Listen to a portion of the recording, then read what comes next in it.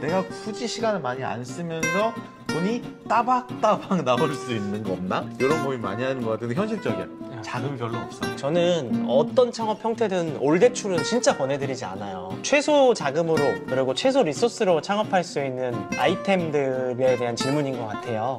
종류가 많진 않지만 있긴 있을 것 같아요. 그래서 내가 굳이 관리를 안 해도 되는 그런 무인 점포 탭에 들어가시면 이제 무인으로 운영할 수 있는 여러 가지 업종들이 소개되고 있어요. 안녕하세요. 마이프차 창업상담소의 진입니다. 안녕하세요. 자영업자 이든입니다. 그죠, 자영업자죠. 아, 그쵸, 이제. 우리 마이프차 창업상담소는 매주 예비 창업자분들의 사연을 받아서 저희가 직접 상담을 해드립니다. 여기 계신 이든은 저희 마이프차 직원이기도 하지만 또 직접 가게를 운영하고 있어요. 그렇죠? 맞습니다. 네. 저희가 그래서 무료로 창업 상담을 받고 싶으신 분들은 댓글 링크 확인하시고 거기서 본인의 사연과 상담 내용을 남기시면 저희가 그중에 몇 분을 선택해서 이렇게 영상으로 사연을 공유해드리고 상담 진행해드리도록 하겠습니다. 이번 주도 어김없이 예비 창업자분의 고민 상담 요청이 들어왔습니다. 사연부터 소개해드릴게요. 안녕하세요. 저는 현재 직장을 다니고 있는 40대 여자입니다. 직장을 다니기 때문에 저는 부업 형식으로 시간을 많이 안 쓰고 소득이 발생될 수 있도록 시스템을 만들고 싶어요. 사람을 고용하면 여러 가지로 피곤할 것 같아서 사람을 별로 안 쓰면서 투잡으로 할 수 있는 업종이 무엇이 있을지 궁금합니다. 제가 모아둔 자금이 많이 없어서 대출로만 창업이 가능할지도 궁금합니다. 또 이런 창업 정보를 탐색할 때 어떻게 시작하고 어떤 것들을 봐야 하는지 궁금합니다 라고 해주셨어요. 몇 가지가 있는데 먼저 40대라고 하시니까 제가 공감이 되네요. 그리고 저도 직장인이고 모두가 생각하는 것 같아요. 40대쯤 됐을 때 나 직장은 다니는데 부업으로 내가 굳이 시간을 많이 안 쓰면서 돈이 따박따박 나올 수 있는 거 없나? 이런 고민 많이 하는 것 같은데 현실적이야. 자금이 별로 없어. 그죠, 40대 없죠. 사실 돈 없고 시간도 없고 그런 월급으로는 도저히 안 되겠고. 이런 분들에게 추천을 해줄 만한 좋은 업종이 있나요? 근데 되게 어려워요. 이게 저 돈 없이 창업하고 싶어요가 제일 어려운 질문이긴 한데. 돈 없이 창업하는 네. 뭐 일단 돈은 있어야 되고요. 네. 근데 최소 자금으로 그리고 최소 리소스로 창업할 수 있는 아이템들에 대한 질문인 것 같아요. 종류가 많진 않지만 있긴 있을 것 같아요. 그래서 그런 브랜드들을 좀 모아져 있는 것들이 또 마이프차에서는 또 굉장히 좀 잘 소개되어 있거든요. 네네. 마이프차 잘 모르시는 분들을 위해서 어떻게 마이프차 접속할 수 있는지 알려주시죠. 인터넷에 마이프차라고 검색하면 진짜 창업 정보가 다 모여져 있는 굉장히 좋은 서비스가 있어요. 여기 들어가면요. 테마라는 탭이 있습니다. 테마에 이렇게 들어가시면 아까 말씀하셨던 형태가 무인 점포와 같은 형태가 맞을 것 같아요. 무인 점포, 그쵸? 내가 굳이 관리를 안 해도 되는 그런 무인 점포 탭에 들어가시면 이제 무인으로 운영할 수 있는 여러 가지 업종들이 소개되고 있어요. 여기도 마찬가지로 필터 기능을 사용해서 창업 비용이 낮은 그런 브랜드들을 찾는 방법도 있는데 최소가 지금 필터가 창업 비용이 5,000이네요. 5,000 누르면 5,000 이하로 나와요. 5,000 이하로? 네네네네. 네, 이렇게 보는 것도 좋은데 일단 오늘은 어떤 아이템들이 좀 무인으로 할 수 있는 아이템들이 있는지를 좀 볼게요. 네. 왜냐면 아마 문의 주신 분처럼 자금이 없는 분도 있겠지만 시간만 없고 돈은 있는 분들도 또 있으니까. 그럴 수 있죠. 그래서 무인 업종 보면 대표적으로 뭐 스터디 카페 가장 많죠. 그리고 뭐 포토이즘 박스라고 해서 인생 네컷 이런 거 들어보셨죠. 이런 브랜드들도 좀 최근에 좀 많이 유행을 했었었고 아무도 없게라고 해서 요즘 반려동물 많이 키우니까 반려동물 무인 용품이라든지 뭐 도레미 프레쉬 같은 경우에는 IT 기술을 활용해서 약간 자판기 형식으로 음식 뽑아먹는 밀키트 이런 거. 맞습니다. 근데 밀키트인데 밀키트 판매하는 형태가 아니라 매장에서 데워 먹고 조리해서 먹을 수 있는 형태. 즉석 요리 같은 거. 맞아요. 뭐 이런 브랜드라든지 아니면 뭐 에그풀 계란 파는 브랜드. 오, 별의별 브랜드가 다 있네. 맞아요. 깎아줄까는 뭐예요? 깎아줄까 미용실인가요? 깎아줄까가 아니고 과자 깎아구나. 미용실을 무인으로 할 수는 없겠다. 마이프차 TV 구독, 좋아요. 부탁해요. 무인 세탁방이라든지 소풀 파티룸이라는 파티룸? 굉장히 생각보다 다양한 종류들이 있어요. 근데 이 중에 좀 나에게 비용이 맞는 브랜드들을 찾아보셔야 될 거니까 5천만 원 이하로 해서 보면 17개의 브랜드가 나오네요. 그럼 뭐 여기 나오는 게 아까 좀 아래 있어서 못 봤던 뭐 무인 카페들도 있고요. 네. 전 개인적으로 지금 상황에서 봤을 때 제일 관리 리소스가 적고 고정된 시간에 관리할 수 있는 아이템이 어떨까라는 생각이 들어요. 그 관점에서는 소풀 파티룸이라는 브랜드가 굉장히 괜찮더라고요. 파티룸 들어보셨어요? 저 얼마 전에 이제 지난 주말에 애기 돌 잔치를 했는데 파티룸 빌려서 했어요. 와, 그래요? 제 지인이 파티룸을 하고 있어서 가로수길에서. 역시 아빠가 마케터니까 또 아, 이거 파티룸.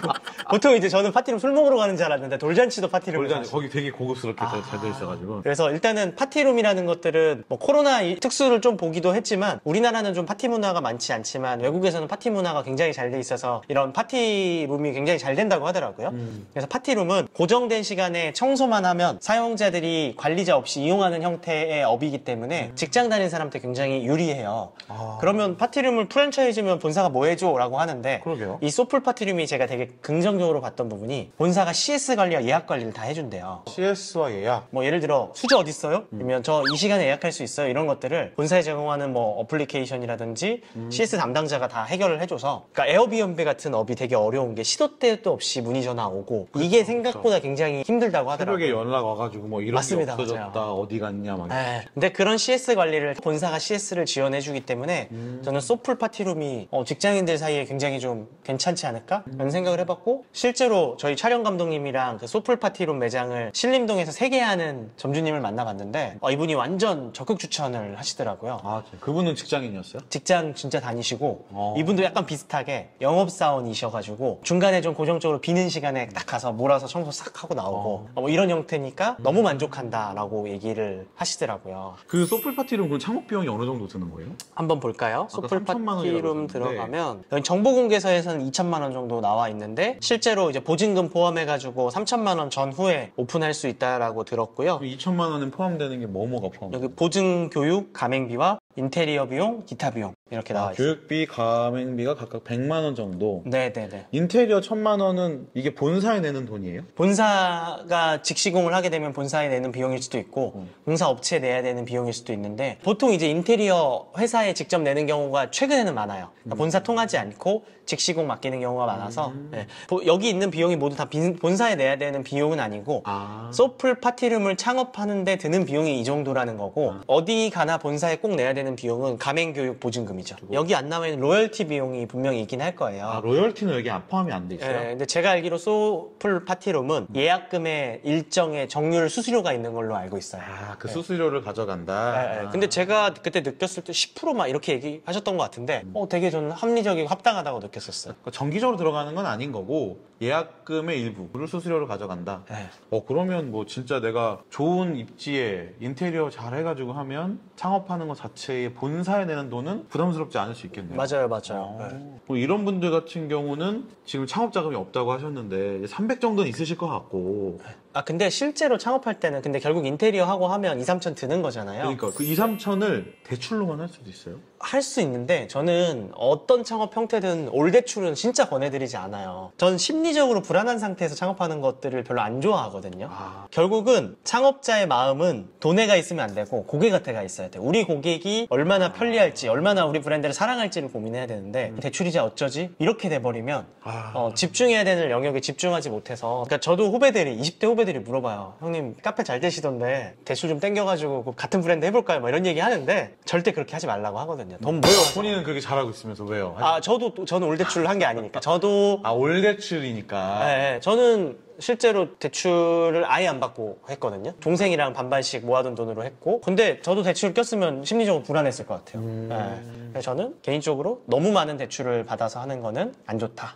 네. 주변에 혹시 그렇게 올 대출 하는 사람을 보신 적이 있나요? 좀 있죠. 올 대출까지는 아니어도 막 80%, 70%씩 대출 받아서 하시는 분들이 있었는데 어떻게 됐어요, 그분들? 대출 이자가 매장의 비용이잖아요. 이자가 한 대 50만 원 나가면 네. 그렇죠. 매출로 50만 원을 갚아야 되는 거예요. 50만 원이면 괜찮은데 올 대출 뭐 카페 열었는데 제가 알기로 7천만 원 막 이금융권까지 해가지고 대출 끌어가지고 하신 분이 있었어요. 그분은 이자만 한 달에 몇백만 원씩 나가고 하니까 결과가 좋지 못했죠. 그러니까 이게 뭐 장사가 잘 된다 어쩐다 해도 올 대출은 안 된다. 장사가 100% 잘 된다는 보증이 있으면 그건 보증이 없잖아요. 그렇죠, 없죠. 그럴 거면 비트코인 하는 게 낫죠. 잘 될 보장이 있으면 비트코인 하죠. 마이프차 TV 구독, 좋아요.